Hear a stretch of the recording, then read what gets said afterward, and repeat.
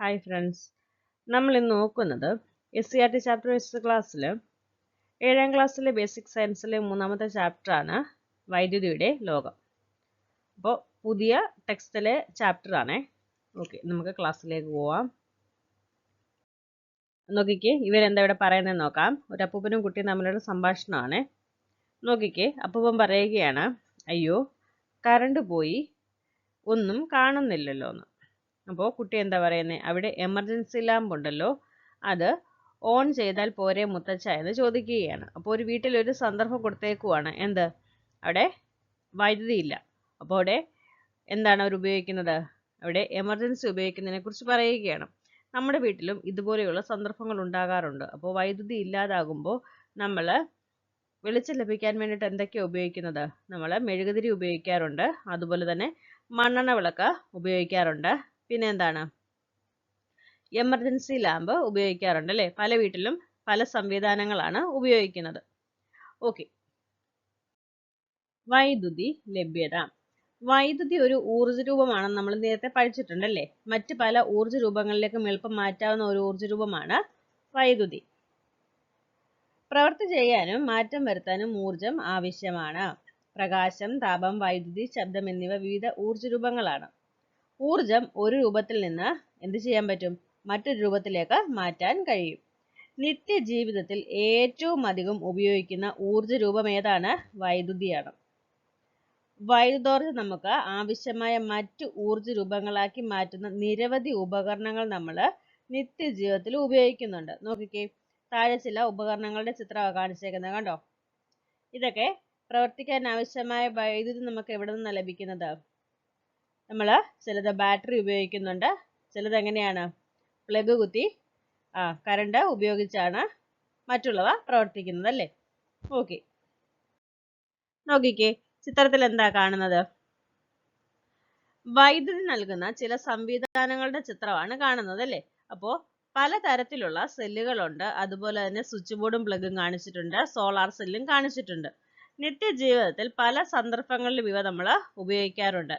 വൈദ്യുതി നൽകുന്ന ഇത്തരം സംവിധാനങ്ങളെ എന്താ പറയുന്നത്, വൈദ്യുത സ്രോതസ്സുകൾ എന്നാണ് പറയുന്നത്. വൈദ്യുതി നൽകുന്ന ഇത്തരം സംവിധാനങ്ങളെ എന്താ പറയുന്നത്, വൈദ്യുത സ്രോതസ്സുകൾ. നോക്കിക്കേ, വൈദ്യുത സെല്ലുകൾ, ജനറേറ്റർ, സോളാർ സെല്ലുകൾ തുടങ്ങി വൈദ്യുതി നൽകുന്ന സംവിധാനങ്ങളാണ് വൈദ്യുത സ്രോതസ്സുകൾ. എന്താ പറയുന്നത്, വൈദ്യുത സെല്ലുകൾ, ജനറേറ്റർ, സോളാർ സെല്ലുകൾ തുടങ്ങി വൈദ്യുതി നൽകുന്ന സംവിധാനങ്ങളാണ് വൈദ്യുത സ്രോതസ്സുകൾ. ഓക്കെ, ഏതെങ്കിലും ഒരു ഊർജ രൂപത്തെ വൈദ്യുതോർജ്ജമാക്കി മാറ്റുകയാണ് വൈദ്യുത സ്രോതസ്സുകൾ ചെയ്യുന്നത്. എന്താ പറയുന്നത്, ഏതെങ്കിലും ഒരു ഊർജ രൂപത്തെ വൈദ്യുതോർജ്ജമാക്കി മാറ്റുകയാണ് വൈദ്യുത സ്രോതസ്സുകൾ ചെയ്യുന്നത്. അപ്പൊ ഏതെങ്കിലും ഒരു ഊർജം മതി, അതിനെ എന്ത് ചെയ്യുകയാണ്, വൈദ്യുതോർജ്ജമാക്കി മാറ്റുകയാണ് ചെയ്യുന്നത്. ബാറ്ററികൾ എന്താ ചെയ്യുന്നത്, രാസോർജം വൈദ്യുതോർജ്ജമാക്കി മാറ്റുന്നു. ജനറേറ്ററിൽ രാസോർജം യാന്ത്രികോർജമായും യാന്ത്രികോർജം എന്തായി മാറുന്നു, വൈദ്യുതോർജ്ജമായും മാറുന്നു. അങ്ങനെയല്ലേ നമ്മളത് ഉപയോഗിക്കുന്നത്. ഓക്കെ, അപ്പോൾ ജനറേറ്ററിൽ എന്താ ചെയ്യുന്നത്, അവിടെ രാസോർജം യാന്ത്രികോർജമായി മാറുകയാണ്. യാന്ത്രികോർജം പിന്നെ എന്തായി മാറുന്നുണ്ട്, വൈദ്യുതോർജ്ജമായി മാറുകയാണ്.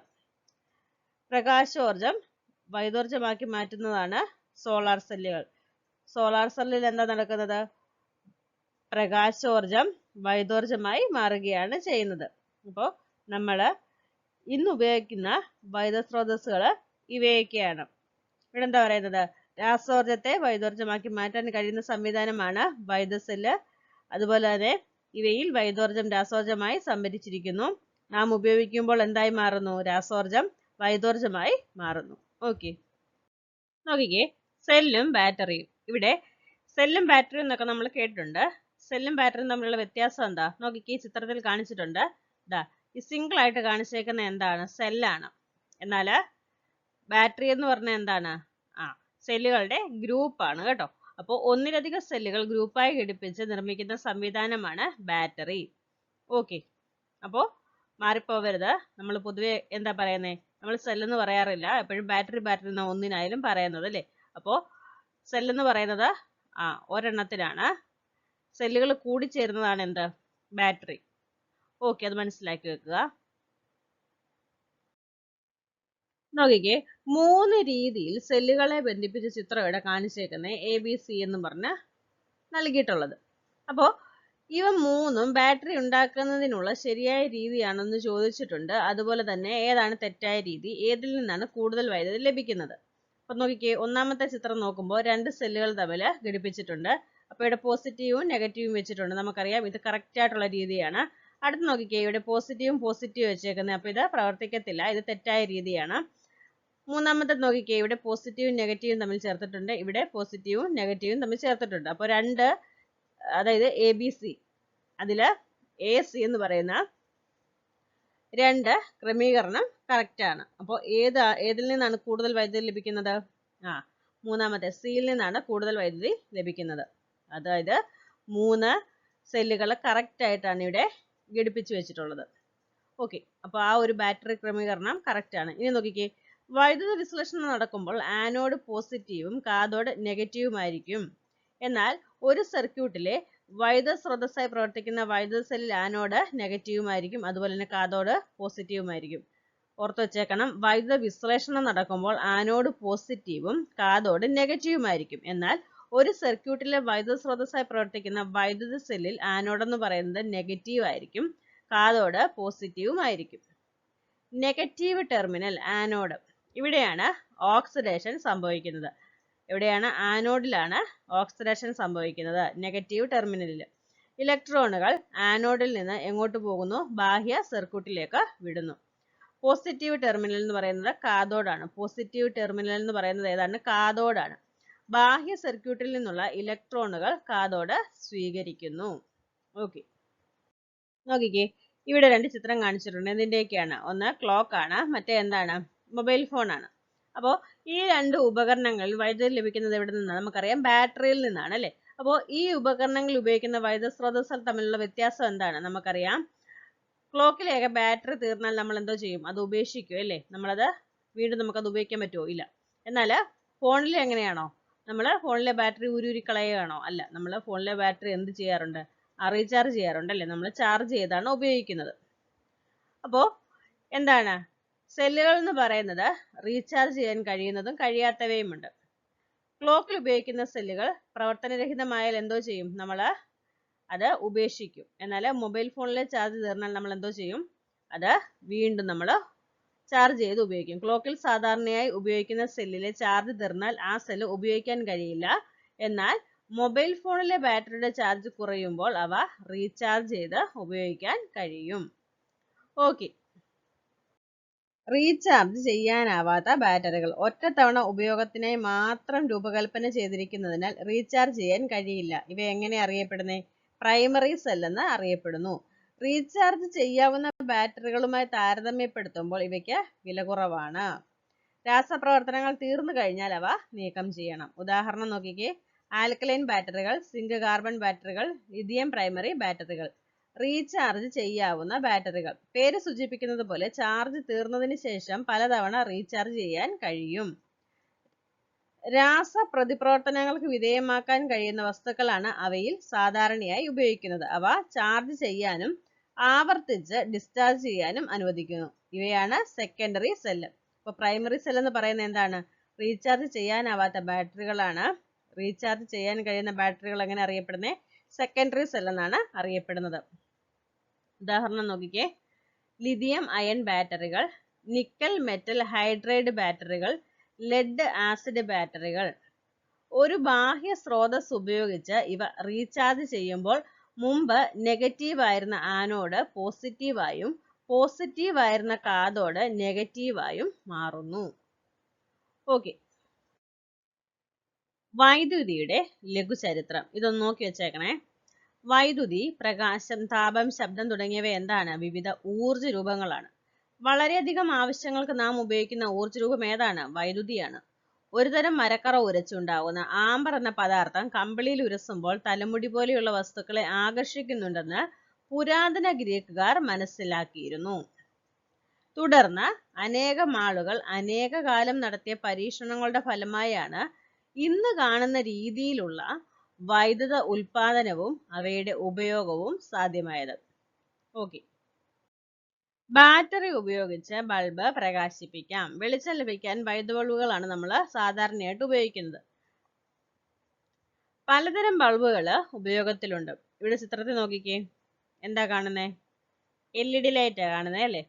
അപ്പോൾ എമർജൻസി ലാമ്പിലൊക്കെ ഉപയോഗിച്ചേക്കുന്ന എന്താണ്? LED ലൈറ്റ് നമ്മൾ കണ്ടിട്ടുണ്ട്. അപ്പോൾ എന്താണ് LED ഉപയോഗിക്കുന്നത് കൊണ്ടുള്ള മേന്മകളെന്ന് നോക്കിക്കേ. LED എന്ന് പറഞ്ഞാൽ എന്താണ്? ലൈറ്റ് എമിറ്റിംഗ് ഡയോഡ് എന്നാണ് LEDയുടെ ഫുൾ ഫോം. അപ്പോൾ LED ഊർജ ലാഭത്തിന് ഗണ്യമായി സഹായിക്കുന്നു. സാധാരണ ഇലക്ട്രിക് ബൾബുകളേക്കാൾ കുറഞ്ഞ ഊർജം മതി CFL-ന്. സമീപകാലം വരെ CFL വ്യാപകമായി ഉപയോഗിച്ചിരുന്നു. എന്നാൽ ഇന്ന് CFL സാധാരണയായി ഉപയോഗിക്കുന്നില്ല. CFL-നേക്കാൾ കുറഞ്ഞ ഊർജം മതി ആർക്ക്? LED ബൾബുകൾക്ക്. പുതിയ തലമുറ LED ബൾബുകളും ഇപ്പോൾ കണ്ടുപിടിച്ചിട്ടുണ്ട്. അപ്പോൾ ഇവിടെ നോക്കിക്കേ, ഫിലമെന്റ് ബൾബ് കാണിച്ചിട്ടുണ്ട്. നമ്മൾ ആദ്യം ഉപയോഗിച്ചിട്ടിരുന്ന ഏതാണ്? ഫിലമെന്റ് ബൾബ് ആയിരുന്നു അല്ലേ? അപ്പൊ അതിന് നല്ലപോലെ ഊർജം വേണം. അടുത്ത എന്താണ്? Compact fluorescent lamp. അപ്പോൾ ഇതായിരുന്നു ഒരിടയ്ക്ക് എല്ലാവരും ഉപയോഗിച്ചുകൊണ്ടിരുന്നത് അല്ലേ? ഇപ്പോൾ ഇതിനെ തള്ളി ആര് വന്നിട്ടുണ്ട്? ലൈറ്റ് എമിറ്റിംഗ് ഡയോഡായ LED ആണ് ഇപ്പോൾ നമ്മൾ എല്ലാവരും ഉപയോഗിക്കുന്നത്. എന്താണ്? കുറച്ച ഊർജം മതി.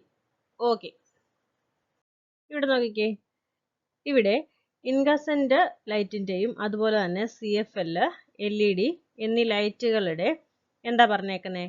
വാട്ടാണ് പറഞ്ഞേക്കുന്നത്. അപ്പോൾ അതിൻ്റെ ബ്രൈറ്റ്നസ്സും പറഞ്ഞിട്ടുണ്ട്, അതിൻ്റെ വാട്ടും പറഞ്ഞിട്ടുണ്ട്. നമുക്ക് നോക്കുമ്പോൾ തന്നെ മനസ്സിലാകും. ബ്രൈറ്റ്നസ്സിനനുസരിച്ച് ഏറ്റവും കൂടുതൽ നമുക്ക് ഊർജ്ജലാഭം വരുന്നത് ഏതാണ്? LED ആണല്ലേ? LEDയുടെ വാട്ടാണ് ഏറ്റവും കുറവ്. മറ്റുള്ള ലൈറ്റുകളെ അപേക്ഷിച്ച് നോക്കുമ്പോൾ ഏറ്റവും കുറവ് ഊർജം ഉപയോഗിക്കുന്നത് ആരാണ്? LED ആണ്. കണ്ടോ? ഓക്കെ, ഇതൊന്ന് മനസ്സിലാക്കി വെച്ചാൽ മതി. ശരി. ഒന്നിലധികം LED ബൾബുകൾ ഒരു സ്ട്രിപ്പിൽ ക്രമീകരിച്ച സംവിധാനമാണ് LED മൊഡ്യൂൾ. എന്താണ്? ഒന്നിലധികം LED ബൾബുകൾ ഒരു സ്ട്രിപ്പിൽ ക്രമീകരിച്ച സംവിധാനത്തെയാണ് LED മൊഡ്യൂൾ എന്ന് പറയുന്നത്. ഇനി എന്താണ്? ഇവിടെ ഒരു എക്സ്പെരിമെന്റ് പറയുന്നുണ്ട്. എന്തൊക്കെയാണ്? ഒരു കണക്റ്റിംഗ് വയർ എടുക്കണം, LED മൊഡ്യൂള്, അതുപോലെ തന്നെ 9 വോൾട്ട് ബാറ്ററി. അപ്പോൾ ഇതുപയോഗിച്ച് ഒരു പരീക്ഷണം ചെയ്യണം. നോക്കിക്കേ, ഈ ചിത്രത്തിൽ കാണിച്ചിരിക്കുന്നത് പോലെ ക്രമീകരിക്കണം. എന്നിട്ട് പറയുന്നത് എന്താണ്? LED ബൾബ് പ്രകാശിച്ചു എന്ന് ചോദിച്ചിട്ടുണ്ട്. അപ്പോൾ ഇവിടെ LED ബൾബ് എന്ത് ചെയ്യും? പ്രകാശിക്കുന്നുണ്ട്. അപ്പോൾ അതിനായി ഉപയോഗിച്ച വൈദ്യുത സ്രോതസ്, ചാലക കമ്പി ഏതെല്ലാമാണെന്ന് എഴുതാനും പറഞ്ഞിട്ടുണ്ട്. അപ്പോൾ ഇതെന്താണ്? നമ്മൾ ഈ നിർമ്മിച്ചേക്കുന്നതാണ് വൈദ്യുത സർക്യൂട്ട്. വൈദ്യുത സ്രോതസ്സിൽ നിന്ന് ഉപകരണങ്ങളിലേക്ക് വൈദ്യുതി കടന്നു പോകുന്നതിനുള്ള ക്രമീകരണമാണ് വൈദ്യുത സർക്യൂട്ട്. ഒരു സർക്യൂട്ടിൽ ചുരുങ്ങിയത് വൈദ്യുത സ്രോതസ്, ചാലക കമ്പി, ഒരു വൈദ്യുത ഉപകരണം എന്നിവ ഉണ്ടായിരിക്കും. അപ്പോൾ എന്താണ്? ചാലക കമ്പി ഉണ്ടായിരിക്കും, അതുപോലെ തന്നെ വൈദ്യുത സ്രോതസ് ഉണ്ടായിരിക്കും, വൈദ്യുത ഉപകരണം ഉണ്ടായിരിക്കും. ഓക്കെ, നോക്കിക്കേ, ഇവിടെ 3 ചിത്രം കാണിച്ചിട്ടുണ്ട്. Circuit 1, circuit 2, circuit 3. അപ്പോൾ എന്താ ഈ ചിത്രത്തിൽ കാണുന്നത്? ഇതില് ബൾബ് പ്രകാശിക്കുമോ എന്ന് ചോദിച്ചിട്ടുണ്ട്. നോക്കിക്കേ, ഇവിടെയാണെങ്കിൽ കണക്ട് ചെയ്തിട്ടില്ല, അതുപോലെ തന്നെ ഇവിടെയും എന്ത് ചെയ്തിട്ടില്ല? കണക്ട് ചെയ്തിട്ടില്ല, ഇവിടെയും കണക്ട് ചെയ്തിട്ടില്ല. അതുകൊണ്ട് ഈ 3 ചിത്രത്തിലും ബൾബ് എന്ത് ചെയ്യുന്നില്ല? പ്രകാശിക്കുന്നില്ല. അപ്പോൾ അടഞ്ഞ സർക്യൂട്ടും തുറന്ന സർക്യൂട്ടും എന്താ നോക്കിക്കേ. ഒരു സർക്യൂട്ട് പൂർത്തിയായിട്ടുണ്ടെങ്കിൽ അത് അടഞ്ഞ സർക്യൂട്ട് എന്നാണ് പറയുന്നത്. പൂർത്തിയായിട്ടുണ്ടെങ്കിൽ ഇവിടെ എന്താണ്? ഇത് കംപ്ലീറ്റ് ആയിട്ട് ഇങ്ങനെ വരച്ചു വെച്ചിട്ടുണ്ടായിരുന്നെങ്കിൽ എന്താണ്? അത് പൂർത്തിയായെന്ന് നമുക്ക് പറയാൻ പറ്റും. അപ്പോൾ ഇവിടെ ബൾബ് പ്രകാശിച്ചേനെ. അപ്പോൾ അതെന്താണ്? പൂർത്തിയായിട്ടില്ല അല്ലേ? അപ്പോൾ ഒരു സർക്യൂട്ട് പൂർത്തിയായിട്ടുണ്ടെങ്കിൽ അതെന്താണ്? അടഞ്ഞ സർക്യൂട്ടാണ്. സർക്യൂട്ട് പൂർത്തിയായിട്ടില്ലെങ്കിൽ അത് എന്താണ്? തുറന്ന സർക്യൂട്ടാണ്. ഇപ്പോൾ ഇവിടെ കാണിച്ചേക്കുന്ന 3 എന്താണ്? തുറന്ന സർക്യൂട്ടാണ്. അടഞ്ഞ സർക്യൂട്ടിൽ മാത്രമേ ഉപകരണങ്ങൾ പ്രവർത്തിക്കൂ. നമ്മൾ പഴയ ടെക്സ്റ്റ് പഠിച്ചിട്ടുണ്ടായിരുന്നു. എന്താണ്? ക്ലോസ്ഡ് ആയിട്ടിരിക്കുന്നതിനകത്ത് മാത്രമാണ് ബൾബ് കത്തുന്നത്. അപ്പോൾ അടഞ്ഞ സർക്യൂട്ടിലാണ് ഉപകരണങ്ങൾ പ്രവർത്തിക്കുന്നത്. തുറന്ന സർക്യൂട്ടിൽ ഉപകരണങ്ങൾ പ്രവർത്തിക്കത്തില്ല. ഓക്കെ, ചുവടെ നൽകിയിരിക്കുന്ന സർക്യൂട്ടുകൾ അടഞ്ഞതാണോ തുറന്നതാണോ? നോക്കിക്കേ, ഇവിടെ സർക്യൂട്ട് 1 പറയുന്നത് തുറന്നതാണ് അല്ലെ? തുറന്നിരിക്കുന്നത് കൊണ്ട് ഇവിടെ ബൾബ് പ്രകാശിച്ചിട്ടില്ല. എന്നാൽ ഇവിടുത്തെ എന്താണ്? ഇവിടുത്തെ സർക്യൂട്ട് എന്ന് പറയുന്നത് അടഞ്ഞതാണ്. അതുകൊണ്ട് എന്താണ്? ബൾബ് പ്രകാശിച്ചിട്ടുണ്ട്. ഓക്കെ, നമ്മുടെ വീട്ടിൽ നമ്മൾ ആവശ്യമുള്ളപ്പോൾ ഫാന് ഇടുന്നുണ്ട്, ആവശ്യമില്ലാത്തപ്പോൾ ഫാന് ഓഫ് ചെയ്യുന്നുണ്ട് അല്ലേ? അപ്പോൾ നമ്മൾ ഈ ഓഫ് ചെയ്യാനും ഓൺ ആക്കാനും, അതായത് തുറന്നതാക്കാനും അടഞ്ഞതാക്കാനും നമ്മൾ അവിടെ എന്താ ഉപയോഗിക്കുന്നത്? നമ്മൾ അവിടെ ഒരു സംവിധാനം ഉപയോഗിക്കുന്നുണ്ടല്ലേ? ആ സംവിധാനം എന്താണ്? സ്വിച്ച് ആണ്. നോക്കിക്കേ, ആവശ്യമുള്ളപ്പോൾ ബൾബ് പ്രകാശിപ്പിക്കാനും ഓഫ് ആക്കാനും നമ്മൾ ഉപയോഗിക്കുന്ന എന്താണ്? സ്വിച്ച് ആണ്. സ്വിച്ചിനെ കുറിച്ച് നോക്കിക്കേ, ആവശ്യമുള്ളപ്പോൾ സർക്യൂട്ട് അടഞ്ഞതോ തുറന്നതോ ആക്കി മാറ്റാനുള്ള ഉപകരണമാണ് സ്വിച്ച്. സ്വിച്ച് ഓൺ ആക്കുമ്പോൾ സർക്യൂട്ട് എന്താകുന്നു? അടഞ്ഞതാകുന്നു. സ്വിച്ച് ഓഫ് ആക്കുമ്പോൾ സർക്യൂട്ട് തുറന്നതാകുന്നു. ഇവിടെ ദാണ്ട് ഒരു ചിത്രം കാണിച്ചിട്ടുണ്ട്, കണ്ടോ? ഓക്കെ, ഇവിടെ വിവിധതരം സ്വിച്ചുകൾ കാണിച്ചിട്ടുണ്ട്. പല സന്ദർഭങ്ങളിൽ വിവിധതരം സ്വിച്ചുകൾ നാം ഉപയോഗിക്കാറുണ്ട്. നോക്കിക്കേ, സാധാരണ സ്വിച്ചാണ് കാണിച്ചേക്കുന്നത്, 2 വേ സ്വിച്ച്. അതുപോലെ തന്നെ ബെൽ സ്വിച്ച് കാണിച്ചിട്ടുണ്ട്, പുഷ് ബട്ടൺ സ്വിച്ച് കാണിച്ചിട്ടുണ്ട്, സ്ലൈഡിംഗ് സ്വിച്ച് കാണിച്ചിട്ടുണ്ട്, മെയിൻ സ്വിച്ച് കാണിച്ചിട്ടുണ്ട്. ഓക്കെ, ഒഴുകുന്ന വൈദ്യുതി. സ്വിച്ച് ഓൺ ചെയ്യുമ്പോഴാണ് എന്ത് സംഭവിക്കുന്നത്?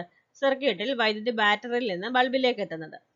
ബാറ്ററിയിൽ നിന്ന് വൈദ്യുതി ബൾബിലേക്ക് എത്തുന്നത് എന്തിലൂടെയാണ്? അവിടെ ഒരു ചാലക കമ്പി നമ്മൾ വെച്ചിട്ടുണ്ടല്ലേ? അപ്പോൾ ചാലക കമ്പിയിലൂടെയാണ് വൈദ്യുതി പാസ് ചെയ്ത് എവിടെ എത്തുന്നത്?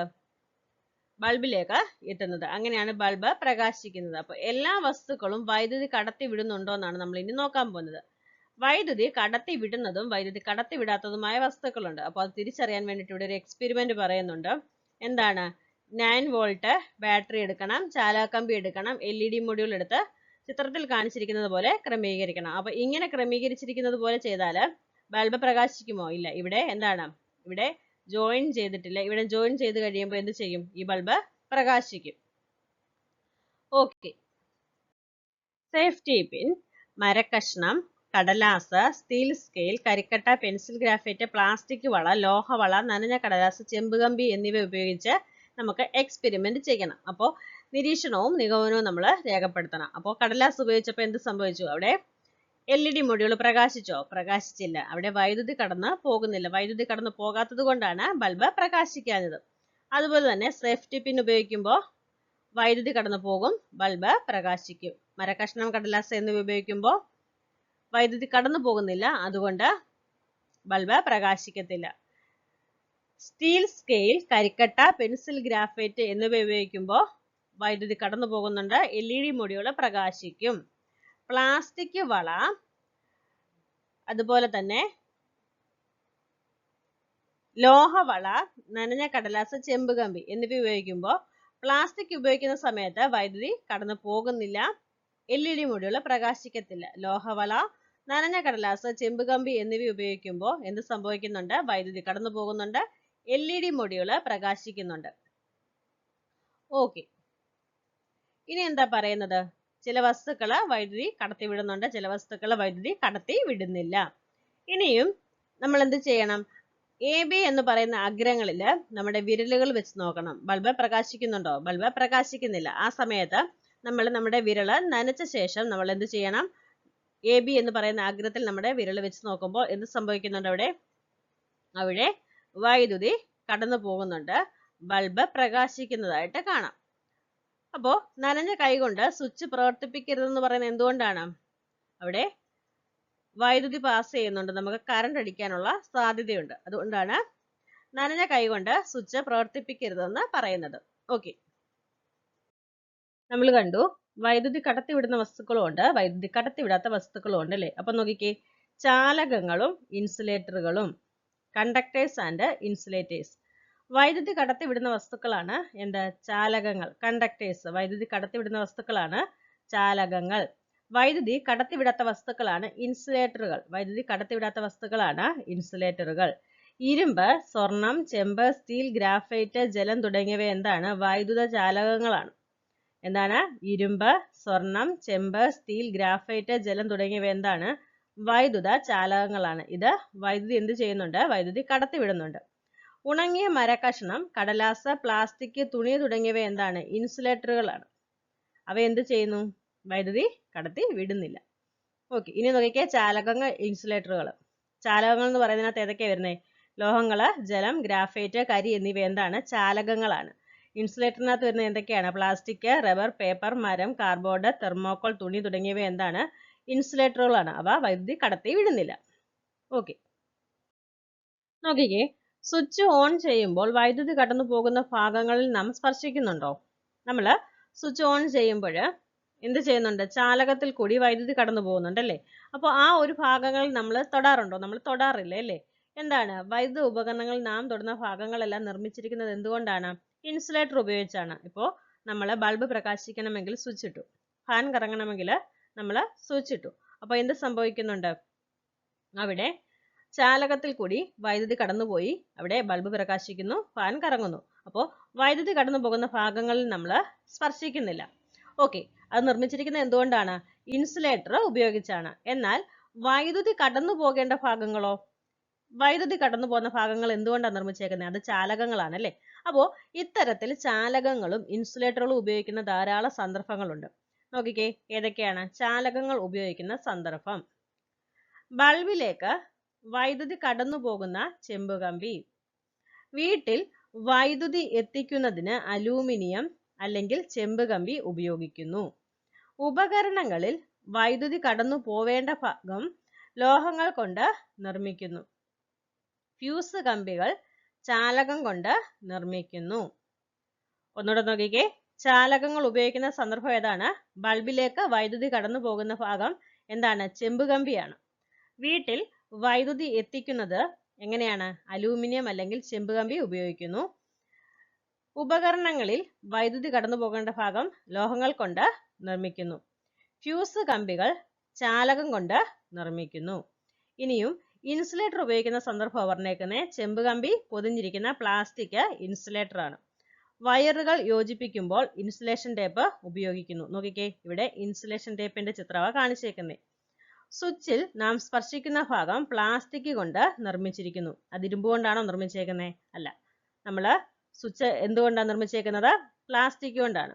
വൈദ്യുത ഉപകരണങ്ങളിൽ നാം സ്പർശിക്കുന്ന ഭാഗം ഇൻസുലേറ്റർ ഉപയോഗിച്ച് നിർമ്മിച്ചിരിക്കുന്നു. വൈദ്യുത ഉപകരണങ്ങളിൽ നാം സ്പർശിക്കുന്ന ഭാഗം എങ്ങനെയാണ്? ഇൻസുലേറ്റർ ഉപയോഗിച്ചാണ് നിർമ്മിച്ചിട്ടുള്ളത്. ഓക്കെ, നോക്കിക്കേ, നമ്മൾ സർക്യൂട്ട് നിർമ്മിച്ചപ്പോൾ വൈദ്യുതി ബാറ്ററിയിൽ നിന്ന് ബൾബിലേക്ക് എത്തിയല്ലേ? അതെങ്ങനെ എത്തിയത്? നമുക്കറിയാം, ചാലകത്തിലൂടെയാണ്. അപ്പോൾ പ്ലാസ്റ്റിക് വയറിനുള്ളിലുള്ള ലോഹക്കമ്പിയാണ് നമ്മൾ ചാലകമായിട്ട് എടുത്തത് അല്ലേ? ചെമ്പുകമ്പി. അപ്പോൾ വീട്ടിൽ നമ്മൾ പലതരത്തിലുള്ള വയറുകൾ ഉപയോഗിക്കാറുണ്ട്. ഇൻസുലേഷൻ നീക്കി ഉള്ളിലെ ലോഹക്കമ്പികൾ പരിശോധിക്കാൻ പറഞ്ഞിട്ടുണ്ട്. ഇവിടെ നോക്കി, ഇവിടെ ചിത്രത്തിൽ കാണിച്ചിട്ടുണ്ട് വ്യത്യസ്ത തരത്തിലുള്ള വയറുകൾ. അപ്പോൾ നമുക്ക് നോക്കുമ്പോൾ തന്നെ മനസ്സിലാകും എന്താണ്? ഓരോ ചിത്രത്തിലും ലോഹക്കമ്പികളിൽ വ്യത്യാസം വരുന്നുണ്ടല്ലേ? ആദ്യം കാണിച്ചേക്കുന്നത് വളരെ ചെറിയ ഒരു വയറാണ്. അവസാനം കാണിച്ചേക്കുന്നത് വലിയൊരു വയറാണ്. അവിടെ എന്താണ് സംഭവിക്കുന്നത്? ലോഹക്കമ്പികളുടെ എണ്ണം കൂടുന്നുണ്ട്. അപ്പോൾ സൈസിനനുസരിച്ച് ലോഹക്കമ്പികളിൽ വ്യത്യാസം വരുന്നുണ്ട്. എന്തുകൊണ്ടാണ്? ലാർജ് കണ്ടക്ടേഴ്സ് എന്ന് പറയുന്നത് എന്താണ്? കൂടുതൽ കറണ്ട് ക്യാരി ചെയ്യുന്നുണ്ട്. അപ്പോൾ അത് ഓവർ ഹീറ്റ് ആവുന്നില്ല. അതുപോലെ തന്നെ ചെറിയ വയർ എന്താ ചെയ്യുന്നത്? അത് കുറച്ച് മാത്രമാണ് കറണ്ട് ക്യാരി ചെയ്യുന്നത്. അതുകൊണ്ടാണ് ഇത് ഇങ്ങനെ നിർമ്മിച്ചേക്കുന്നത്. അപ്പം നമുക്ക് ആവശ്യത്തിനനുസരിച്ചാണ് കറണ്ട് പാസ് ചെയ്യേണ്ടതെങ്കിൽ അതിനനുസരിച്ചാണ് നമ്മൾ വയറ് ചൂസ് ചെയ്യുന്നത്. ഓക്കെ, ഇനി നോക്കിക്കേ, ഇലക്ട്രിക് ലൈനിലൂടെ വൈദ്യുതി കടന്നു പോകാൻ ഏത് ലോഹമാണ് സാധാരണ നമ്മൾ ഉപയോഗിക്കുന്നതെന്ന് ചോദിച്ചിട്ടുണ്ട്. നമ്മൾ അലൂമിനിയമാണ് ഇലക്ട്രിക് ലൈനിൽ സാധാരണയായിട്ട് കോമൺ ആയിട്ട് ഉപയോഗിക്കുന്നത്. അലൂമിനിയം ആണ്. ഇനിയും ഇലക്ട്രിക് ലൈനുകളിൽ ചെമ്പുകമ്പി ഉപയോഗിക്കാത്തതിന്റെ കാരണം ചോദിച്ചിട്ടുണ്ട്. എന്താണ്? നമ്മുടെ വീടുകളിൽ നമ്മൾ ഉപയോഗിക്കുന്നത് എന്താണ്? ചെമ്പുകമ്പിയാണ്. എന്നാൽ നമ്മൾ ഇലക്ട്രിക് ലൈനിൽ ഉപയോഗിക്കുന്നത് എന്താണ്? നമ്മൾ അലൂമിനിയമാണ് ഉപയോഗിക്കുന്നത്. എന്തുകൊണ്ടാണ്? ചെമ്പുകമ്പി എന്ന് പറയുന്നത് എന്താണ്? വളരെ ഭാരമുണ്ട്. അലൂമിനിയത്തെ അപേക്ഷിച്ച് വളരെ ഭാരമുണ്ട്. അതുപോലെ തന്നെ വളരെ എക്സ്പെൻസീവ് ആണ്. പിന്നെ ഇത് മോഷണം പോകാനൊക്കെ സാധ്യതയുണ്ട്. പിന്നെന്താ പറയുന്നത്? ഉയർന്ന കണ്ടക്ടിവിറ്റി ഉണ്ട്, നാശന പ്രതിരോധമുണ്ട്. വായുവുമായി പെട്ടെന്ന് സമ്പർക്കത്തിൽ ഏർപ്പെട്ട് അത് തുരുമ്പ് പിടിക്കാൻ സാധ്യതയുണ്ട്. അപ്പോൾ വീണ്ടും എന്താണ്? ചെലവ് കൂടുകയാണ്. പിന്നെ ഇതിന്റെ ലഭ്യത എന്ന് പറയുന്നത് അലൂമിനിയത്തെ അപേക്ഷിച്ച് വളരെ കുറവാണ്. അലൂമിനിയമൊക്കെ നമുക്ക് കൂടുതൽ ലഭ്യമാണ്. അപ്പോൾ അതുകൊണ്ടാണ് നമുക്ക് ചെമ്പ് കോമൺ ആയിട്ട് ഇലക്ട്രിക് ലൈനിൽ ഉപയോഗിക്കാത്തത്. ഓക്കെ, വൈദ്യുതി കടത്തിവിടുന്നതും കടത്തിവിടാത്തതുമായ വസ്തുക്കൾ കണ്ടെത്തുന്നതിന് വേണ്ടി വീണ്ടും ഒരു എക്സ്പെരിമെന്റ് ചെയ്യുന്നുണ്ട്. നോക്കിക്കേ, ചിത്രത്തിൽ കാണിച്ചിരിക്കുന്നത് പോലെ തന്നെ ക്രമീകരിക്കണം. വേണ്ട സാധനങ്ങൾ എന്തൊക്കെയാണ്? ഇരുമ്പാണി, ചെമ്പ് കമ്പി, വെള്ളി ആഭരണം, സ്വർണ്ണാഭരണം, അലൂമിനിയം കമ്പി, സിങ്ക് കഷണം, ലെഡ് കമ്പി, മഗ്നീഷ്യം റിബൺ, ടിൻ ഷീറ്റ് കഷണം. അപ്പോൾ ഈ വസ്തുക്കൾ ഉപയോഗിച്ച് നമ്മൾ എക്സ്പെരിമെന്റ് ചെയ്യണം. അപ്പോൾ ഇതില് ഏതൊക്കെ വസ്തുക്കൾ വൈദ്യുതി കടത്തി വിടുന്നുണ്ടെന്നാണ് ചോദിച്ചേക്കുന്നത്. അപ്പോൾ എല്ലാ വസ്തുക്കളും എന്ത് ചെയ്യുന്നുണ്ട്? വൈദ്യുതി കടത്തി വിടുന്നുണ്ട്. ഈ വസ്തുക്കൾക്ക് പൊതുവായി എന്താണ് പ്രത്യേകത? ഇതെല്ലാം ലോഹങ്ങളാണ്. അപ്പോൾ ലോഹങ്ങളെല്ലാം വൈദ്യുത ചാലകങ്ങളാണെന്നാണ് നമുക്ക് ഈ ഒരു എക്സ്പെരിമെന്റ് ചെയ്യുമ്പോൾ മനസ്സിലാക്കാനായിട്ട് സാധിക്കുന്നത്. ഓക്കെ, നോക്കിക്കേ, ലോഹങ്ങൾ തിളക്കമുള്ളതും കടുപ്പമുള്ളതും ബലമുള്ളതുമായ പദാർത്ഥങ്ങളാണ് ലോഹങ്ങൾ. ഇരുമ്പ്, ചെമ്പ്, വെള്ളി, സ്വർണം, aluminium, zinc, lead, mercury, nickel തുടങ്ങിയ അനേകം ലോഹങ്ങൾ കണ്ടെത്തിയിട്ടുണ്ട്. ലോഹങ്ങളെല്ലാം സാധാരണ അന്തരീക്ഷ താപനിലയിൽ ഖരാവസ്ഥയിലാണ്. എന്നാൽ മെർക്കുറി എങ്ങനെയാണ്? മെർക്കുറി അഖരാവസ്ഥയിലാണ് സ്ഥിതി ചെയ്യുന്നത്. മെർക്കുറിയാണ് രസം. എല്ലാ ലോഹങ്ങളും വൈദ്യുതിയുടെ ചാലകങ്ങളാണ്. എന്താ പറയുന്നത്? എല്ലാ ലോഹങ്ങളും എന്താണ്? വൈദ്യുതിയുടെ ചാലകങ്ങളാണ്. വൈദ്യുതി കടന്നു പോകും. ലോഹങ്ങളിൽ കൂടെ എല്ലാം എന്താണ്? വൈദ്യുതി കടന്നു പോകും. ലോഹങ്ങളുടെ കണ്ടെത്തലും ഉപയോഗവും മനുഷ്യ ജീവിതത്തിൽ വലിയ മാറ്റങ്ങൾ വരുത്തിയിട്ടുണ്ട്. നമ്മൾ പഠിച്ചിട്ടുണ്ട് അല്ലേ? പ്രാചീന ശിലായുഗത്തിൽ നിന്ന് താമ്ര ശിലായുഗത്തിൽ എത്തിയപ്പോൾ ഉപകരണങ്ങളിലും കൃഷിയിലും സാമൂഹ്യ ജീവിതത്തിലും വന്ന മാറ്റം അതിന് ഉദാഹരണമാണ്. നമ്മൾ പഠിച്ചിട്ടുള്ള കാര്യമാണ്. വെങ്കലയുഗത്തെ കുറിച്ചൊക്കെ പഠിച്ചിട്ടില്ലേ? ഓക്കെ, എക്സ്ട്രാ പോയിന്റ് നോക്കിക്കേ. തിളക്കമുള്ളതും പൊതുവെ കടുപ്പമുള്ളതും ബലമുള്ളതുമായ മൂലകങ്ങളാണ് ലോഹങ്ങൾ. ആവർത്തന പട്ടികയിലെ 118 മൂലകങ്ങളിൽ 91ഓളം എന്താണ്? ലോഹങ്ങളാണ്. അപ്പോൾ ആവർത്തന പട്ടികയിൽ 118 മൂലകങ്ങളാണുള്ളത്. അതിൽ 91ഓളം മൂലകങ്ങൾ എന്താണ്? ലോഹങ്ങളാണ്. ഇരുമ്പ്, സ്വർണം, വെള്ളി, കറുത്തീയം തുടങ്ങിയവ ലോഹങ്ങളാണ്. മെർക്കുറി രസം. മെർക്കുറി ഒഴികെയുള്ള ലോഹങ്ങളെല്ലാം എന്താണ്? സാധാരണ അന്തരീക്ഷ താപനിലയിൽ ഖരാവസ്ഥയിലാണ്. എന്നാൽ മെർക്കുറി എങ്ങനെയാണ്? ദ്രാവക അവസ്ഥയിലാണ്. പൊതുവെ ഉയർന്ന സാന്ദ്രതയുള്ള ലോഹങ്ങൾ താപത്തിന്റെയും വൈദ്യുതിയുടെയും നല്ല ചാലകങ്ങളാണ്. വൈദ്യുതി കടത്തിവിടുമല്ലേ? ബലമേറിയതുകൊണ്ടും വിവിധ ആകൃതിയിൽ രൂപപ്പെടുത്തിയെടുക്കാമെന്നതിനാലും മിക്ക ലോഹങ്ങളും മനുഷ്യന് ഉപകാരപ്രദമായ നിരവധി വസ്തുക്കൾ നിർമ്മിക്കാൻ അനുയോജ്യമാണ്. നമുക്കറിയാം, ലോഹങ്ങൾ എന്ന് പറഞ്ഞാൽ ഇഷ്ടപ്പെട്ട ആകൃതിയിലും ഒക്കെ നമുക്കതിനെ മാറ്റിയെടുക്കാൻ സാധിക്കും അല്ലേ? ലോഹങ്ങളെ മറ്റു ലോഹങ്ങളുമായും അലോഹങ്ങളുമായും കൂട്ടിച്ചേർത്ത് ലോഹ സങ്കരങ്ങളാക്കി മാറ്റുന്നു. ഓക്കെ, നോക്കിക്കേ, ലോഹ സങ്കരവും ലോഹങ്ങളും ഉപയോഗവും പറഞ്ഞേക്കുവാണേ. അൽനിക്കോ എന്ന് പറയുന്നത് ഏതൊക്കെ ലോഹങ്ങൾ ചേരുന്നതാണ്? അലൂമിനിയം, നിക്കൽ, കൊബാൾട്ട്, ഇരുമ്പ്. എക്സാമിന് ചോദിക്കുന്ന ഒരു കാര്യം ഇത്. അത് എന്താ ഉപയോഗം? കാന്ത നിർമ്മാണത്തിനാണ് ഉപയോഗിക്കുന്നത്. ലോഹസങ്കരം അൽനിക്കോ. അൽനിക്കോ എന്ന് പറയുന്നത് ഏതൊക്കെ ചേരുന്നതാണ്? അലൂമിനിയം, നിക്കൽ, കൊബാൾട്ട്, ഇരുമ്പ്. ഇത് പഠിച്ചു വെക്കണേ, എക്സാമിന് ചോദിക്കുന്നതാണ്.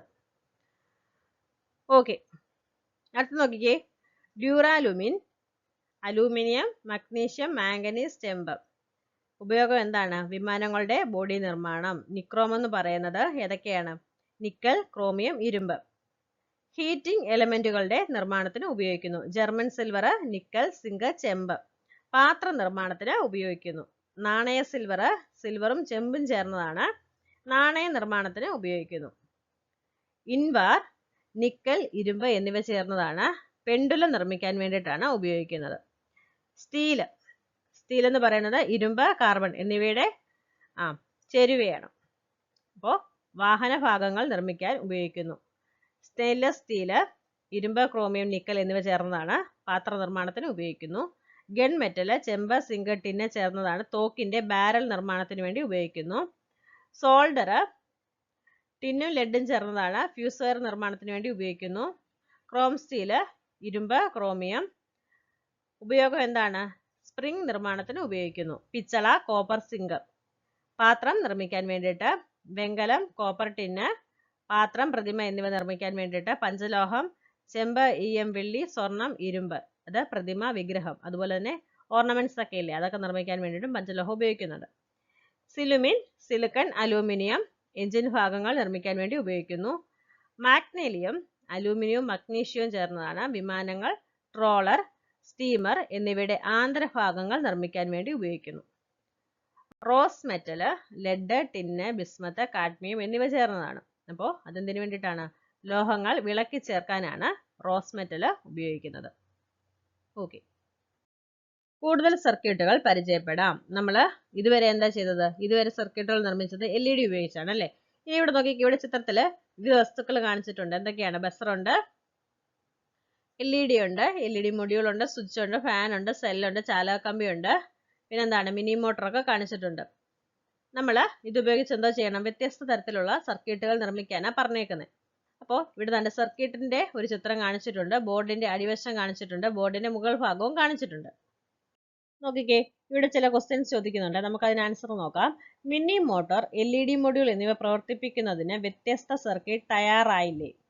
നമ്മൾ രണ്ട് സർക്യൂട്ട് ഉണ്ടാക്കിയെന്ന് വിചാരിക്കുക. ഒന്ന് മിനി മോട്ടോറിന്റെയാണ്, ഒന്ന് LED മൊഡ്യൂളിന്റെയാണ് അല്ലേ? അപ്പോൾ നമുക്ക് മിനി മോട്ടോർ പ്രവർത്തിക്കണമെങ്കിൽ മിനി മോട്ടോറിന്റെ സ്വിച്ച് ആണ് നമ്മൾ ഇടുന്നത്. അതുപോലെ തന്നെ LED മൊഡ്യൂൾ പ്രവർത്തിക്കണമെങ്കിൽ LED മൊഡ്യൂളിന്റെ സ്വിച്ച് ആണ് നമ്മൾ ഇടുന്നത്. അപ്പോൾ ഒരു സർക്യൂട്ടിൽ തന്നെ ഇവയെല്ലാം ഉൾപ്പെടുത്തിയാൽ എന്താ സംഭവിക്കുന്നത്? ഒരു സർക്യൂട്ടിൽ ഇത് വെച്ചാൽ ഒരു സ്വിച്ച് ഇടുമ്പോൾ രണ്ടെണ്ണം കൂടെ പ്രവർത്തിക്കും. വീട്ടിൽ ഒരു സ്വിച്ച് ഓൺ ചെയ്യുമ്പോൾ എല്ലാ ഉപകരണങ്ങളും ഒരുമിച്ച് പ്രവർത്തിക്കുന്നുണ്ടോ? ഇല്ല. നമ്മൾ ലൈറ്റ് കത്തണമെങ്കിൽ ലൈറ്റിന്റെ സ്വിച്ച് ആണ് ഇടുന്നത്, അപ്പോഴാണ് ലൈറ്റ് കത്തുന്നത്. ഫാൻ കറങ്ങണമെങ്കിൽ ഫാനിന്റെ സ്വിച്ച് ആണ് ഇടുന്നത്, അപ്പോഴാണ് ഫാൻ കറങ്ങുന്നത്. ഒരു സ്വിച്ച് അല്ല എല്ലാത്തെയും നിയന്ത്രിക്കുന്നത്. അപ്പോൾ നമ്മുടെ വീട്ടിൽ എങ്ങനെയാണ്? വ്യത്യസ്തമെന്നല്ല, നമ്മുടെ വീട്ടിൽ ഒരുപാട് സർക്യൂട്ടുകൾ ഉണ്ടല്ലേ? ഓക്കെ, ഇനി ഇവിടെ നോക്കിക്കേ, ഇവിടെ ഇലക്ട്രീഷ്യന്മാർ ഉപയോഗിക്കുന്ന ഉപകരണങ്ങളുടെ ചിത്രമാണ് കാണിച്ചേക്കുന്നത്. അവരെന്തിനു വേണ്ടിയിട്ടാണ് ഇതൊക്കെ ഉപയോഗിക്കുന്നത്? വയർ മുറിക്കാനും ഇൻസുലേഷൻ കളയാനും അതുപോലെ തന്നെ വൈദ്യുത പ്രവാഹം പരിശോധിക്കാനുമാണ് ഇങ്ങനെയുള്ള സാധനങ്ങളൊക്കെ ഉപയോഗിക്കുന്നത് അല്ലേ? നോക്കിക്കേ, ഏതൊക്കെയാണ്? കട്ടിംഗ് പ്ലെയർ ഉണ്ട്, സ്ട്രിപ്പർ ഉണ്ട്, സ്ക്രൂ ഡ്രൈവർ ഉണ്ട്, ടെസ്റ്റർ ഉണ്ട്. ഓക്കെ, ചിഹ്നങ്ങൾ, സിംബൽസ്. നമ്മൾ സർക്യൂട്ടുകൾ തയ്യാറാക്കി. സർക്യൂട്ടിൽ എന്താണ്? വിവിധ വസ്തുക്കൾ നമ്മൾ ഉപയോഗിച്ചു. അപ്പോൾ ആ വസ്തുക്കളെയൊക്കെ സൂചിപ്പിക്കാൻ ചിഹ്നങ്ങൾ ഉപയോഗിക്കാറുണ്ട്.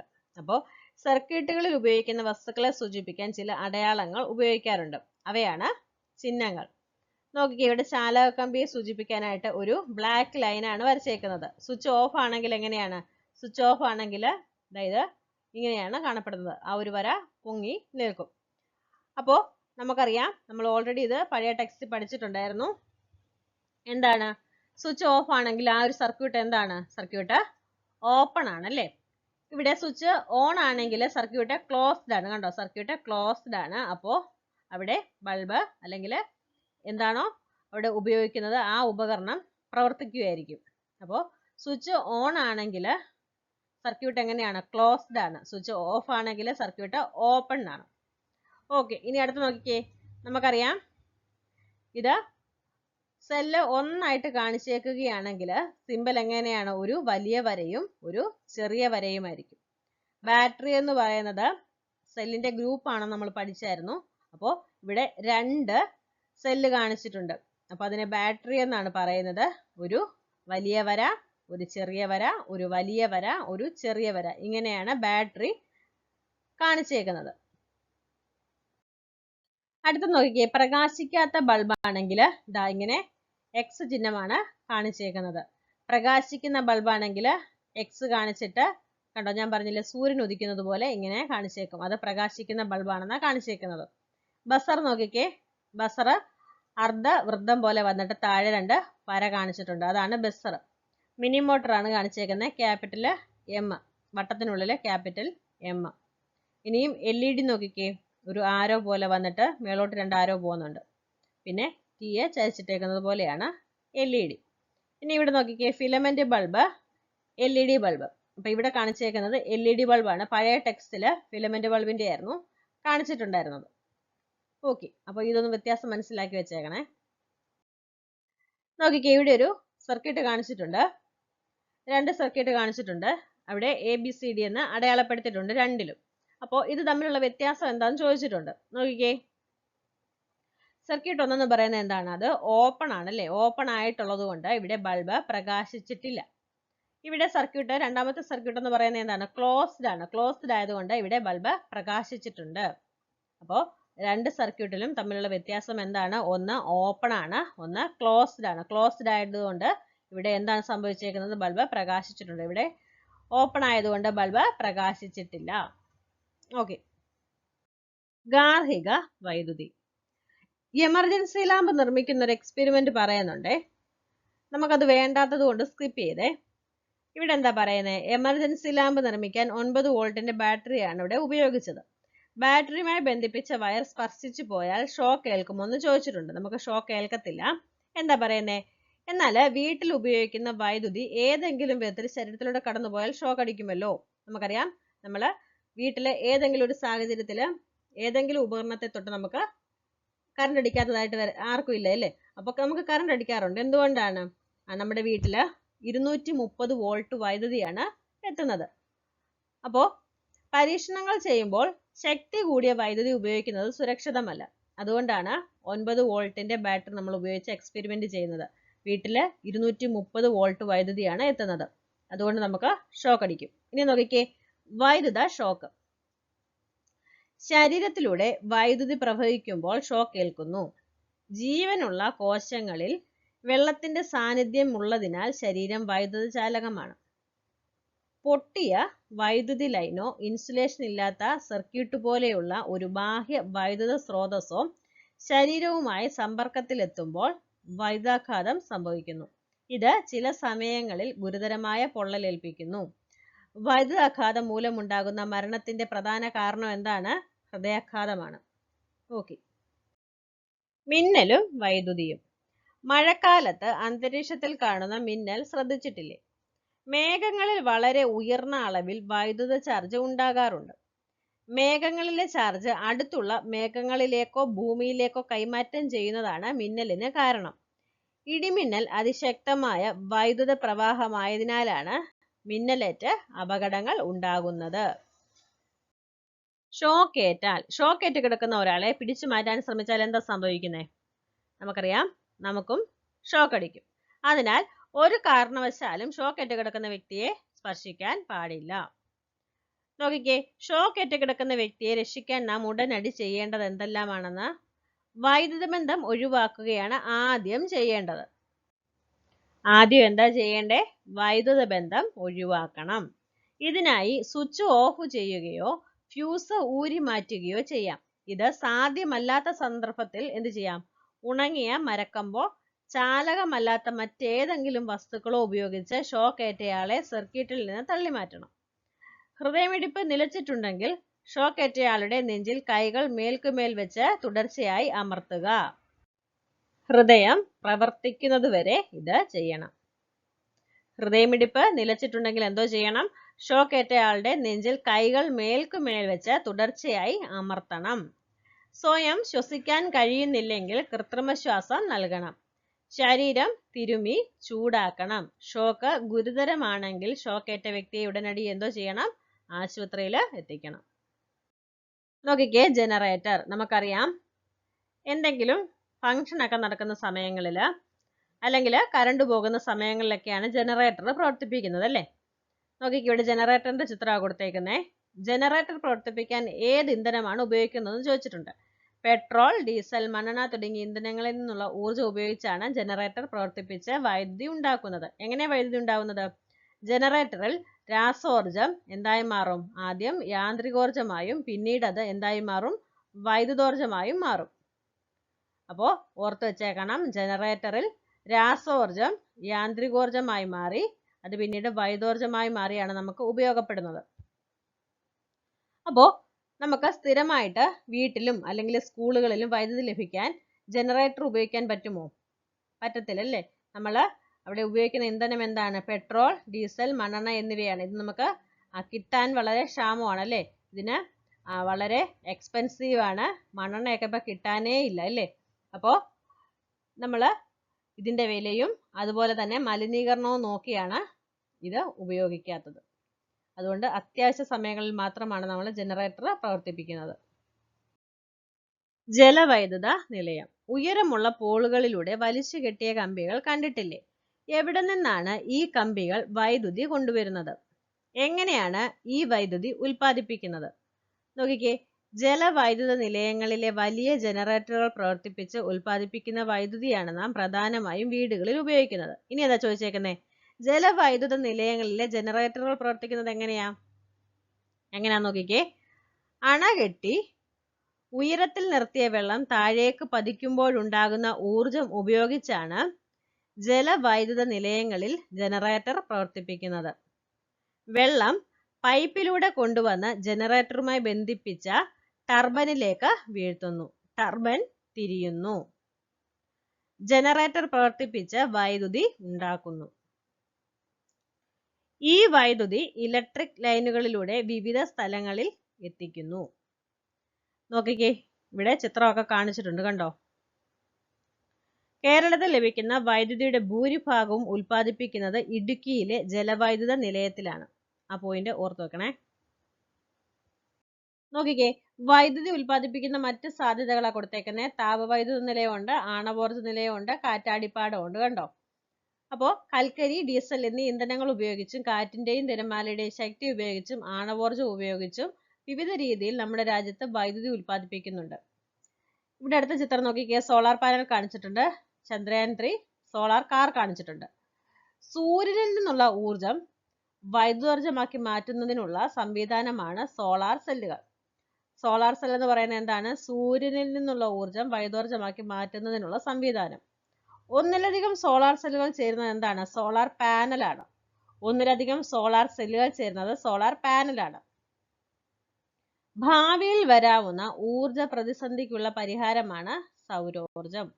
ചെലവ് കുറഞ്ഞ രീതിയിൽ സൗരോർജം പ്രയോജനപ്പെടുത്താനുള്ള സാങ്കേതിക വിദ്യകൾ വികസിച്ചു വരേണ്ടതുണ്ട്. ഇതിനായുള്ള ഗവേഷണ പ്രവർത്തനങ്ങൾ നടന്നുവരുന്നു. വൈദ്യുതി പാഴാക്കല്ലേ. കൂടുതലായി വൈദ്യുതി ഉപയോഗിക്കുമ്പോൾ കൂടുതൽ വൈദ്യുതി ഉൽപ്പാദിപ്പിക്കേണ്ടി വരും. കൂടുതൽ വൈദ്യുതി ഉൽപ്പാദിപ്പിക്കാൻ കൂടുതൽ ഇന്ധനം ഉപയോഗിക്കേണ്ടിയും വരും. അതുകൊണ്ട് നമ്മൾ എന്ത് ചെയ്യണം? വൈദ്യുതി പാഴാക്കാതിരിക്കുന്നതിനും ആവശ്യത്തിന് മാത്രം ഉപയോഗിക്കുന്നതിനും നമ്മൾ ശ്രദ്ധിക്കേണ്ടതുണ്ട്. ഓക്കെ, ആരുമില്ലാത്ത സമയത്ത് നമ്മൾ ഫാന്, ബൾബ് എന്നിവ ഓഫ് ആക്കണം. ആവശ്യമുള്ള സമയത്ത് മാത്രം അത് ഉപയോഗിക്കുക. ഓക്കെ, നമ്മുടെ ഒരു ചാപ്റ്റർ കഴിഞ്ഞിട്ടുണ്ട്. പഴയ ടെക്സ്റ്റിൽ ഇതൊരു ചെറിയ ചാപ്റ്റർ ആയിരുന്നു. ഈ ഒരു ടെക്സ്റ്റിൽ കൂടുതൽ കാര്യങ്ങൾ ഇൻക്ലൂഡ് ചെയ്തിട്ടുണ്ട്. അപ്പോൾ ഈ ഒരു ചാപ്റ്റർ നിങ്ങൾക്ക് ഉപകാരപ്പെട്ടെന്ന് വിശ്വസിക്കുന്നു. Okay, thank you.